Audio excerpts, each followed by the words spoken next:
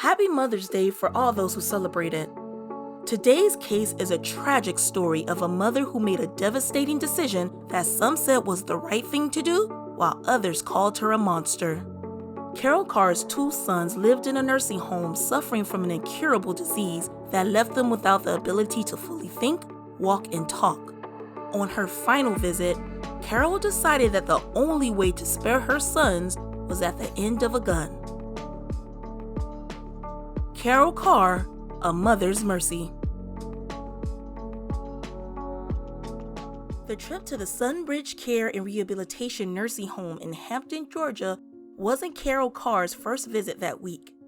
The 63-year-old mother of three visited the nursing home nearly every day to check up on her sons, 42-year-old Michael Scott and 41-year-old Andy Scott, who had been living there for 4 years.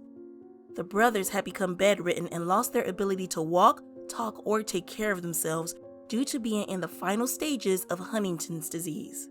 Carol and her youngest son James, who also had Huntington's, visited often because of the hellish living conditions Michael and Andy had to endure.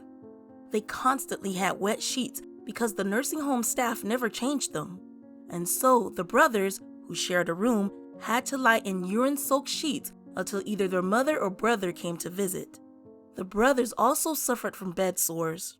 Sunbridge was the only home she can afford because Carol was on disability. But what Carol saw on June 2, 2002 broke her. On that day, she went to visit her sons when she discovered that Michael had a urinary catheter inserted due to his bedwetting. Michael cried as he tried but failed to pull it out of him. And because of the degenerative disease, Michael couldn't verbalize the suffering that he was going through. It was the look in her son's eyes that motivated her to make such a gruesome decision. To Carol, she knew that her son was begging for mercy. She pulled out her gun she always carried in her purse and gazed at her children. Michael was the first to die. She placed the muzzle of her gun behind Michael's ear and pulled the trigger. She then did the same to Andy. Once the awful deed was done, she walked into the lobby, sat on the couch, and called the police. For Carol, it was the end of years of suffering that her sons had to endure. The family curse. Huntington's disease was no stranger to Carol. Her first husband, Hoyt, had been diagnosed with the disease in 1976 and suffered for nearly 20 years until his death in 1995. In fact, Hoyt's mother died from the disease and his brother took his own life after his diagnosis. The degenerative disease causes uncontrolled movement of the arms, legs, head, face, and upper body. It can also cause a decline in thinking and reasoning skills, as well as memory and concentration. Usually, it starts off as small trembles and forgetfulness, and each person's progression of the disease is different. Symptoms usually develop in a person between the ages of 30 and 50, and a person may live between 15 and 20 years after the onset of symptoms. Around 30,000 people in the United States have Huntington's disease. A few years before Carol's husband died of the disease, her oldest son Michael was diagnosed with it. By 1998, both brothers were bedridden, couldn't speak, and were put into a nursing home. In their last years, Michael had been living in a care facility for 10 years and Andy for 4 years. And just like before, Carol was taking care of a family member with Huntington's. She dressed, bathed, and helped her sons go to the bathroom. She even went to take care of them after the pair had to go to a nursing home. But seeing her sons like that, especially after taking care of their father, took its toll on Carol. During the Christmas season in 1998, Michael and Andy took 50 tablets of a tranquilizer each in an attempt to end it all. The brothers' survival meant another arduous 4 years at Sunbridge. House of Horrors. In November 2000, conditions at the Sunbridge nursing home were so dangerous that inspectors cited 5 violations that placed the residents in immediate jeopardy of injury or death. The director of long-term care section of Georgia's Office of Regulatory Services stated that from a period of 2000 to 2001, they found violations on every inspection of Sunbridge. The inspectors found that the home did not protect residents from abusive employees, didn't take any measures to help protect residents from accidents and falls, didn't have enough staff to provide proper care, and did not protect residents from bed sores. In fact, from 1999 to 2002, Sunbridge was understaffed more often than any other nursing home in Georgia. Aftermath. Immediately after the shooting, Carol was inconsolable about what she'd done. When the police finally arrived at the nursing home, she wanted the police to end her life and asked for it several times. But to Carol, she believed what she did was a merciful act. She didn't want to see her sons languish in pain like her husband did. Her youngest son, James, believed his mother did the right thing.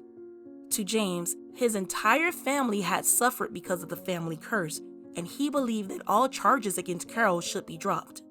To her friends, the only reason Carol would commit something so awful was out of mercy. Carol had to endure her husband's illness and had to put him in a nursing home in 1983 and watched him as he got worse and worse before he died in 1995. She was charged with 2 counts of malice murder and 2 counts of felony murder, but the charges were eventually dropped when she was charged with assisting in the commission of. Even though she was denied bond, Carol was given a temporary release to attend her children's funeral. She wasn't allowed to go to the gravesite during the burial, but she was able to watch it from a police car. In the background, a sign was held up for her to see that said, "Mrs. Carr, our prayers are with you."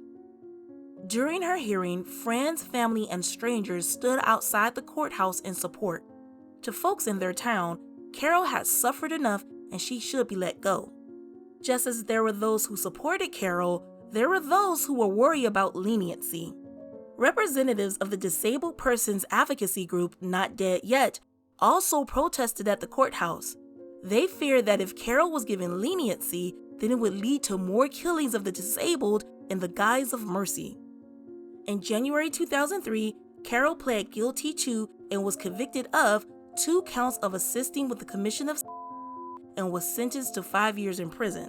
But she wouldn't serve the entire sentence and was paroled after 21 months.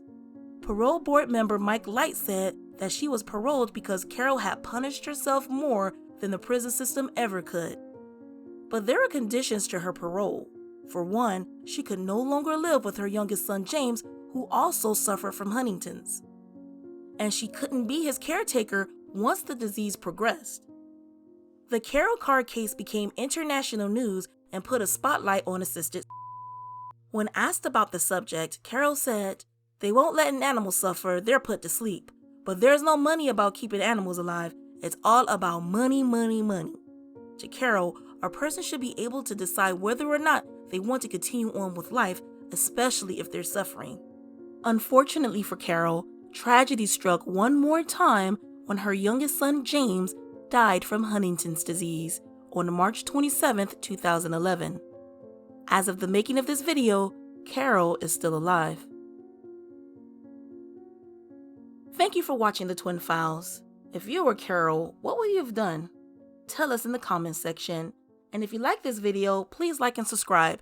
It really helps us out.